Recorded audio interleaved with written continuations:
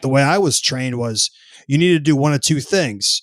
You either got to make people love you or make them hate you. Because if they're in the middle and they're indifferent, there's no money in indifference, right? You need to elicit a strong emotional reaction. So I found it much easier to be that character that would get under people's skin and make them hate me, and then let the other guy be the hero and shut my mouth when it was time. And I enjoyed that, you know, and I've talked about this a little in some other interviews. The part that I love the most about being the ultimate heel, the ultimate bad guy, for those non-wrestling fans who are listening, that we call it a heel, is listening. I always realized that the more I can make them hate me, the more I can get under their skin, the lower I can take them. That means that when it's time for me to get what's coming to me, I can take them that much higher.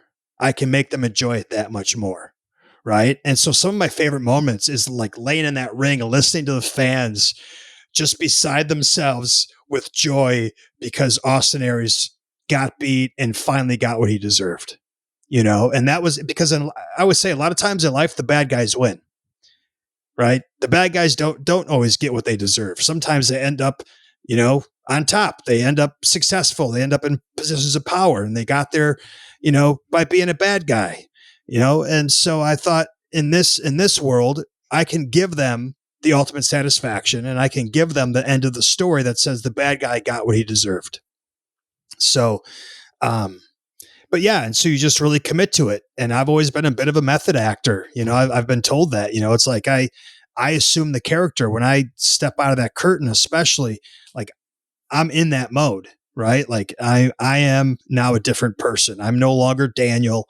I'm Austin Aries. And there's a lot of things Austin Aries would say and do, in ways he would act, ways he would look at people, the ways he would respond to people that Daniel would never do in real life, you know? And so in some ways, I would think that's why pro wrestlers, we gravitate towards this, because and entertainers in general, is we get to, you know, separate and maybe live vicariously in some ways through the character and do things or say things or act in ways that we can't do in real life, either because it's not appropriate or because it's just not who we are.